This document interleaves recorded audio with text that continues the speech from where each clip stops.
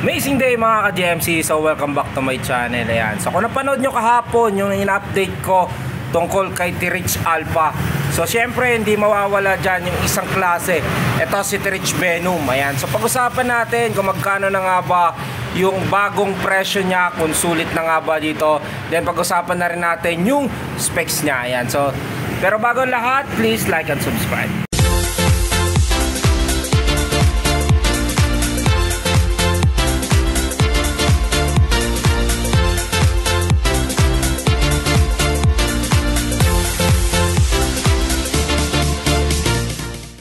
Amazing day mga ka-GMC. So ito na po ang T-Rich Venom natin na mountain bike. Ayan. So kung mapapansin nyo o kung napanood nyo yung update ko kahapon kay T-Rich Alpha, so syempre hindi mawawala dyan si T-Rich Venom. Kailangan sasabay dun siya sa presyo ni T-Rich Alpha. Ayan. So isa rin po yan sa mga kasama doon sa mga clearance sale ni Mountain Peak, Foxster, Gomax, Totem.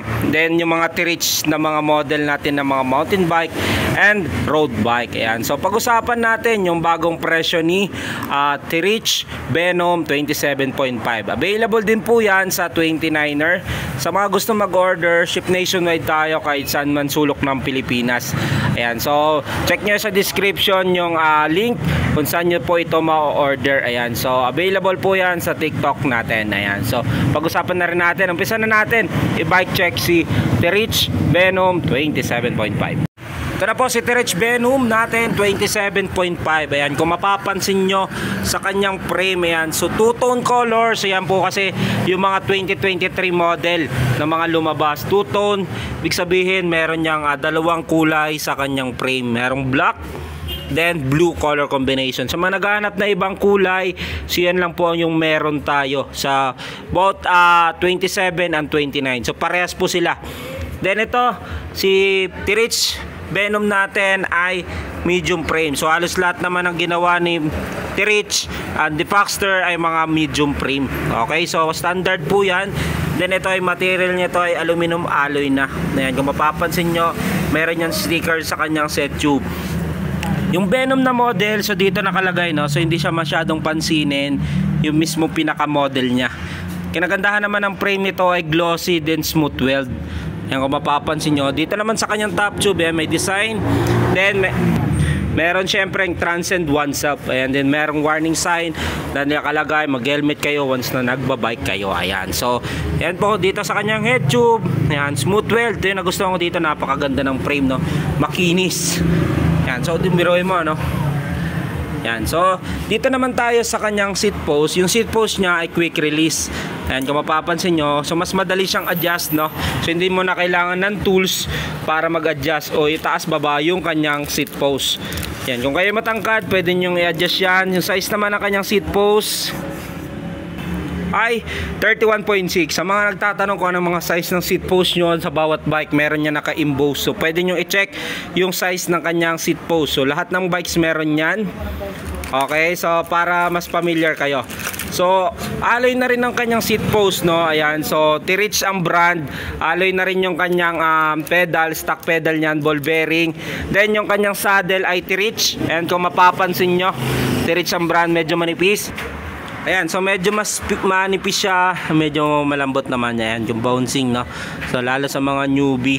Pero yung mostly nung gumagamit ng mga maninipis, ayan po talaga yung mga bikers na. Ayan, so ito si T-Rich Venom natin, syempre isa ito sa mga goods quality na mga mountain bike. Ayan, so dito naman tayo sa kanyang drivetrain. Ito yung drivetrain niya. Okay, so ang nakasetup sa kanya ay naka 1x. So yung frame niya ay naka-design din sa 1x. Halotech yung kanyang crank. Alloy na po ito. Ayan, kung mapapansin nyo, pag ganitong klase ng crank ang meron kayo, yun po yung Halotech. Ito yung upgraded version ng mga square type natin, nozzle bearing bottom bracket. 34 teeth yung kanyang chain ring. Then ito yung kadena na ginamit sa kanya ay YBN. Ayan, ito ay 12 speed. Sa kanya namang crank, sa kanya palang sprocket, ito ay 12 speed. So 11 to 50 teeth. So halos same lang din naman sila ng teeth ng 1/13 speed na T-Reach Alpha. Ayan. So yung RD niya, ito yung sinasabi ko sa inyo na RX12. Ito yung si RX12 natin ay Sensa. Yung kahapon is Mats ARX ata yun, ARX ata yun. Then ito 12 speed. So bilangin na rin natin. So 1 2, 3, 4, 5, 6, 7, 8, 9, 10, 11, 12. Ayan. So 12 speed, alloy na rin ng kanyang hub. Then alloy yung kanyang rim 27.5. CST all-terrain yung ginamit dito, fast rolling. Ayan. So sa Alpha natin, ayun yung gulong noon ay medyo makunat o malalaki ang ngipin. So ito kay Alpha fast rolling. So maganda to lalo kung kayo ay mga naglo-long ride, no. So ito yung bagay na gulong para doon sa mga kung halimbawa spalto ang dadaanan nyo, ito yon. Pero kung mga nagtitrail kayo, I think yung T-Reach Alpha ang bilhin nyo kasi sa gulong pa lang niya panalo ka na. Okay, dito naman tayo sa kanyang head tube. Ayan, sa kanyang head tube, ayan, ito yung logo ni T-Reach, then tapered po ito. Hindi lang ako sure kung anong mismong actual size ng headset niya, pero ito ay tapered. Ay 44, 52 o 54, yan lang naglalaro yan yung kanyang headset. Then Neko na rin yung kanyang headset, ay ball bearing pastak. T-Reach na rin po yung kanyang stem. Ito ay alloy na. Ayan, so alloy po ito. Then handlebar niya, T-Reach na rin po yung brand niya, alloy na rin po yan.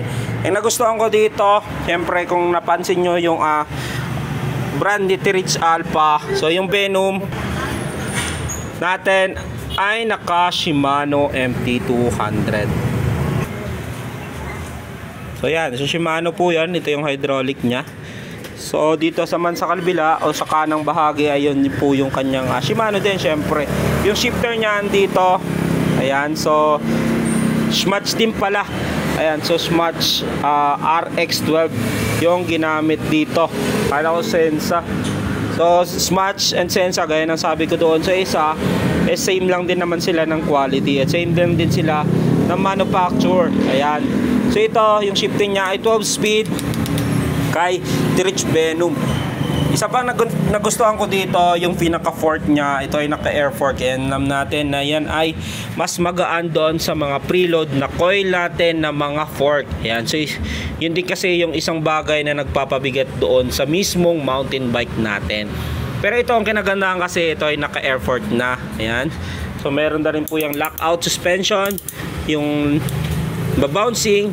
Tapos pag gusto nyo siya i-lock, ayan, so yun po yung walang lock, walang bounce, no.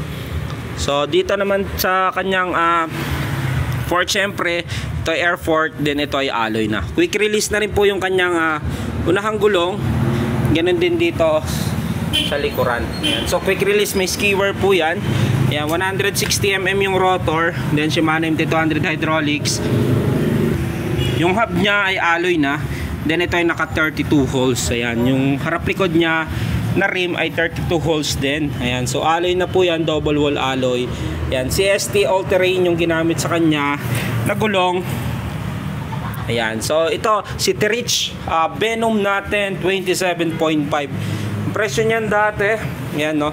So sa 27.5 ay 16,200. Sa 29er ay 16,700. Ngayon maa-avail nyo siya, no. Yan, 15,000 pesos na lang. Itong si 27.5. Sa 29er 15,500. Ito, cash pick up, no previous, 14,200. Nyo na lang ma-avail itong si T-Reach Venom. Ayan. So sa TikTok, ayan, so 15,000 with 6 freebies, club tube, machine guard, arm sleeve, taillight, battle cage. Ayan, so alloy frame, seat post stem, handlebar, naka air fork. Alloy na rin yung hub, quick release. Ayan, naka Halotech, 1x12 speed, CST all-terrain yung kanyang gulong, fast rolling. Ayan, so alloy na rin yung kanyang hub. 15,000 pesos. So comment down below kung nagustuhan nyo yung bagong presyo ni T-Reach Venom 27.5. Amazing day mga ka-GMC. Ayan, so natapos na tayong i-bike check and i-price update itong si T-Reach Venom 27.5. Ayan, so comment down below kung nagustuhan nyo yung bagong presyo niya na worth 15,000 pesos, naka 1x12 speed ka na, alloy na rin po lahat, din naka air fork na yan. Ayan, ang kinagustuhan ko dito, naka Shimano MT200 hydraulics, then Halotech na yung kanyang crank. So comment down below. Then thank you and God bless.